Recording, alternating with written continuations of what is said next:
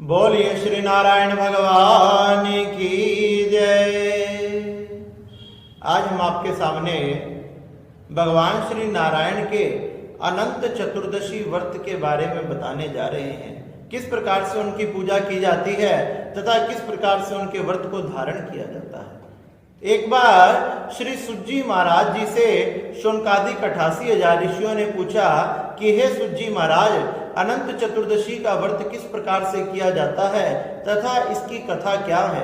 जब श्री सुज्जी महाराज कहने लगे, एक समय की बात है, द्वापर युग में पांडवों के युधिष्ठिर ने राजसूय यज्ञ को करने का संकल्प किया। उसके लिए उन्होंने सुंदर सुंदर मंडप बनवाए तथा नाना प्रकार के ऋषियों को, ब्राह्मणों को निमंत्रण भिजवाया गया। युधिष्ठिर ने लाखों प्रकार से सुंदर सुंदर तैयारियां की।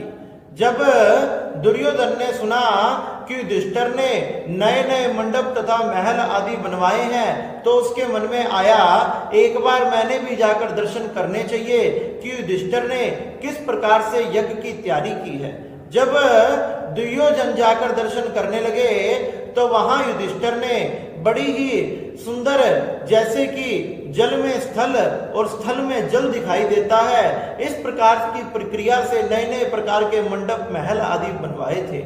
जब दुर्योधन को चलते चलते ये भ्रम हो गया कि सामने स्थल है लेकिन सामने जल था, जैसे दुर्योधन ने उस पर पैर रखा, पैर रखते ही उसका पैर फिसल गया और पैर फिसल जाने के कारण वह गिर पड़ा।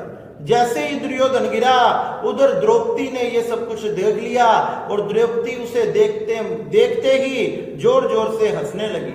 उसने व्यंग कर दिया, हे दुर्योधन, क्या आपको भी नहीं दिखाई देता?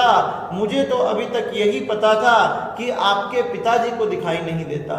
नाना प्रकार के व्यंग करने लगी, मानो वो व्यंग दुर्योधन के हृदय में आकर लग गए हो। दुर्योधन के हृदय में वो बाण की तरह लग गए। अब दुर्योधन कहने लगा, ऐसा क्या किया जाए जिससे इन पांडवों का अपमान हो जाए।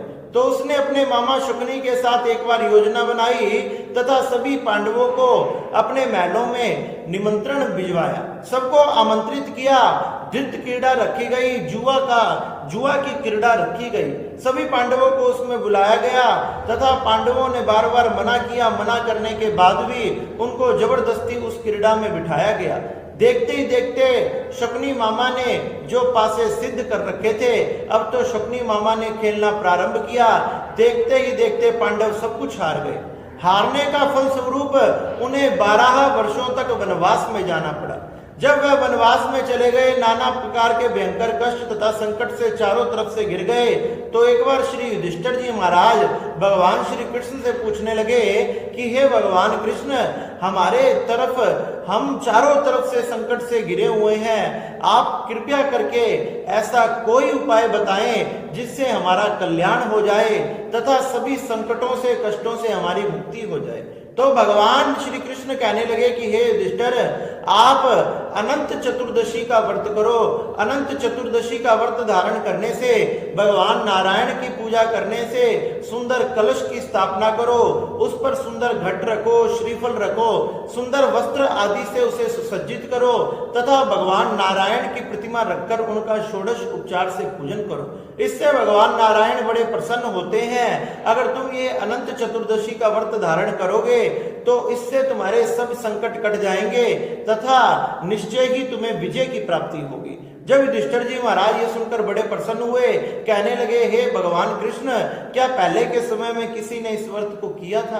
तो भगवान श्री कृष्ण कहने लगे, प्राचीन समय की बात है, एक सुमंत नाम का ब्राह्मण था जिसकी पत्नी का नाम दीक्षा था तथा उनकी सुशीला नाम की कन्या हुई।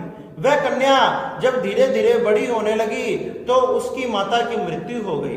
ब्राह्मण ने दूसरा विवाह कर्कशा के साथ कर लिया और कर्कशा ने कहा, अब हमने हमारी पुत्री का विवाह कर देना चाहिए। जब सुशीला का विवाह एक कौंडिल्य मुनि के साथ कर दिया गया तथा कर्कशा जो मन से उस पुत्री से प्रेम नहीं करती थी, वह मुनि जैसे ही अपनी पत्नी सुशीला को लेकर विदा होने लगे तो विदाई में भी उन माता ने उनको कुछ नहीं दिया और तो और अपने मन की जलन के कारण उनको खूब पत्थर और ढेर सारी मिट्टी के डले दे दिए। ये सब देखकर ऋषि महात्मा बड़े ही अप्रसन्न हुए, उनका मन बड़ा दुखी हुआ। फिर भी अपनी पत्नी को साथ लेकर अपने आश्रम की तरफ बढ़ने लगे। जब वे अपनी आश्रम की तरफ बढ़ने लगे तो बढ़ते बढ़ते रात्रि हो गई तथा उन्होंने सोचा रात्रि में हमने यहीं विश्राम करना चाहिए। वह विश्राम करने लगे।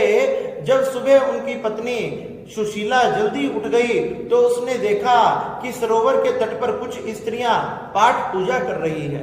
पाठ पूजा करते हुए उन स्त्रियों के पास गई, पूछने लगी कि आप ये क्या कर रही हैं? वह कहने लगी कि हम अनंत भगवान की पूजा कर रहे हैं। अरे इनकी पूजा करने से सभी प्रकार के दुख, पीड़ा, संकट आदि दूर हो जाते हैं तथा सुख की प्राप्ति होती है। जब सुशीला के मन में आया मैंने भी इस व्रत को करना चाहिए, उन स्त्रियों से इस व्रत की विधि पूछी। उन्होंने बताया कि 14 गांठ वाला एक डोरा अपने हाथ में बांध लेना चाहिए तथा 14 वर्षों तक इस व्रत को करना चाहिए। इससे भगवान बड़े प्रसन्न होते हैं तथा भगवान नारायण कृपा करते हैं। उनसे व्रत की विधि सुनकर, कथा सुनकर वह उसी 14 गांठ वाले डोरे को अपने हाथ में बांधकर अपने पति के समीप पहुंच गई। जैसे ही पति ने देखा पूछने लगे कि तुम्हारे हाथ में ये क्या बंधा हुआ है? वह कहने लगी कि ये अनंत भगवान का डोरा है, इससे सभी संकटों की, दुखों की निवृत्ति हो जाती है। कौंडिन्य मुनि ने, महात्मा ने उनके वचनों पर विश्वास नहीं किया। कहने लगी तू भी किसकी बातों में आ गई? वह डोरा खोलकर अग्नि में डाल दिया। पत्नी के लाख मना करने पर भी अनंत भगवान का उस डोरे का अपमान किया तथा अपमान के बदले में आज क्या हुआ, नाना प्रकार के संकट उन पर टूट पड़े। अब तो किसी भी प्रकार से अपने आश्रम पर नहीं पहुंच पाए, वन में ही चारों तरफ भटकते रहे। एक दिन कौंडिन्य मुनि सोचने लगे कि मेरे आश्रम तक मैं क्यों नहीं पहुंच पा रहा, इसका कारण क्या है? नाना प्रकार के संकट मेरे ऊपर क्यों आ रहे हैं? जब पत्नी ने कहा कि आपने भगवान का अपमान किया था, इसीलिए यह भगवान के अपमान करने का ही फल है। जब कौंडिन्य मुनि को अपनी भूल का एहसास हुआ, अब तो वह उस डोरे को ढूंढने लगे। जंगल में जिस तरफ अग्नि की तरफ वह डोरा फेंका था उधर ढूंढने लगे तथा ढूंढते ढूंढते कई दिन व्यतीत हो गए, लेकिन वो डोरा कहीं नहीं मिला। इस प्रकार से अपने मन में बड़ा प्रायश्चित करने लगे। इस प्रकार से कौंडिन्य मुनि का प्रायश्चित देखकर भगवान अनंत, भगवान नारायण उन पर प्रसन्न हो गए। भगवान नारायण ने प्रकट होकर दर्शन दिए। कहने लगे कि तूने मेरे व्रत का, मेरे धागे का अपमान किया था, इसलिए हे महात्मा आप पर नाना प्रकार के कष्ट तथा संकट आए। अगर तुम मेरे व्रत को धारण करो, 14 वर्षों तक इस व्रत को करो, मेरी पूजा करो, तो तुम्हारे सारे संकट दूर हो जाएंगे, तुम्हें नाना प्रकार के सुखों की प्राप्ति होगी। इस प्रकार से अनंत भगवान ने मुनि को आशीर्वाद दिया तथा मुनि ने अब वापिस लौटकर अनंत भगवान की पूजा को किया, उनके व्रत को धारण किया। व्रत धारण करने मात्र से उनको उनके आश्रम की तथा समस्त सुखों की प्राप्ति हुई तथा पति पत्नी ने वह डोरा अपने हाथों में बांध लिया। इसलिए हे युधिष्ठिर जी महाराज, अगर तुम भी अनंत भगवान का पूजन करते हो, उनकी कथा को सुनते हो, विधि विधान से उनका पूजन करते हो, तो निश्चय ही ये वनवास से तुम्हारा छुटकारा हो जाएगा तथा कौरवों पर तुम्हारी विजय प्राप्त होगी। इस प्रकार से भगवान श्री कृष्ण के मुखारविंद से सुनकर श्री युधिष्ठिर जी महाराज ने इस अनंत भगवान के अनंत चतुर्दशी के व्रत को किया, जो भाद्रपद मास के शुक्ल पक्ष की चतुर्दशी को अनंत चतुर्दशी कहा जाता है। इस दिन भगवान नारायण की अनंत की पूजा कर कर तथा 12 वर्ष के वनवास को सारा समय निकल गया तथा देखते ही देखते कौरवों पर विजय प्राप्त कर ली और कौरवों पर विजय प्राप्त कर कर फिर से अपना राज्य प्राप्त किया। इस प्रकार से अनंत भगवान नारायण भगवान बड़े ही कृपा करने वाले हैं। हमने अनंत चतुर्दशी को, उनके व्रत को धारण करना चाहिए। उनके व्रत धारण करने से भगवान नारायण हमारे सभी प्रकार के संकट तथा दुखों को दूर कर कर हमारे ऊपर अपनी कृपा बनाए रखते हैं। इसलिए हमने भगवान नारायण की, भगवान अनंत की इस चतुर्दशी को पूजा करनी चाहिए, उनके नाम का गुणगान करना चाहिए।